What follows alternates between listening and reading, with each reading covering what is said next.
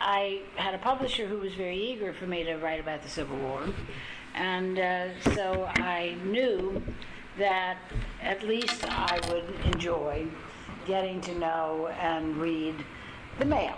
Reading these women's mail is great. And as Mike says, they are so they are just so lively, and their letters are so much better than the men's letters. I mean, by leaps and bounds. No, really.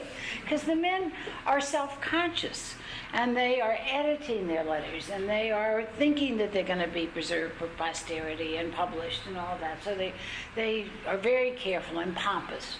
And the women are frank and funny and fresh and direct. And you also get a much broader picture because they write about everything. So yes, they write about politics all the time. They're very politically interested and engaged and all of that. But they also write about the economy. They write about who's having and all too often losing children. They write about fashion. So you get a much bigger picture of the society. But they also are just a riot. They say things that the men would never say, and that male historians won't write, by the way. And getting these letters is very difficult because people haven't paid attention to the women's letters by and large. Some are published, but very few. And when I was writing the last book before this one, the Massachusetts Historical Society had been very kind in scanning and sending me a bunch of letters that had not been published by Louisa Catherine Adams, John Quincy Adams' wife. And when he was in Washington as Secretary of State, she would write these chatty letters home to old John Adams to just sort of amuse him. Abigail had died. And so the year 1820 was the year of the Missouri Compromise.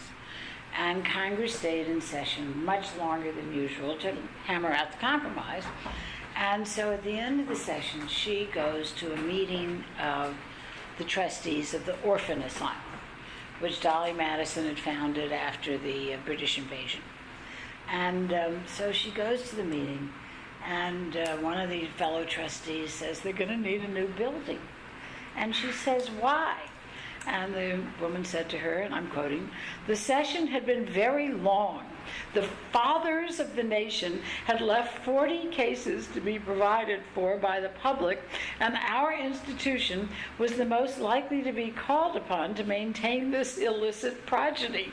Congress had left 40 pregnant women behind, and there were only a couple hundred members of Congress. And some of them could have been recidivist, I don't know, but at any rate, she was furious, and she says to her father-in-law, "I recommended a petition to Congress next session for that great and moral body to establish a foundling institution, and should certainly move that the $2 additional a day, which they have given themselves as an increase in pay, may be appropriated as a fund toward the support of the institution." I came upon this letter and just couldn't believe it. It just doesn't get any better than that.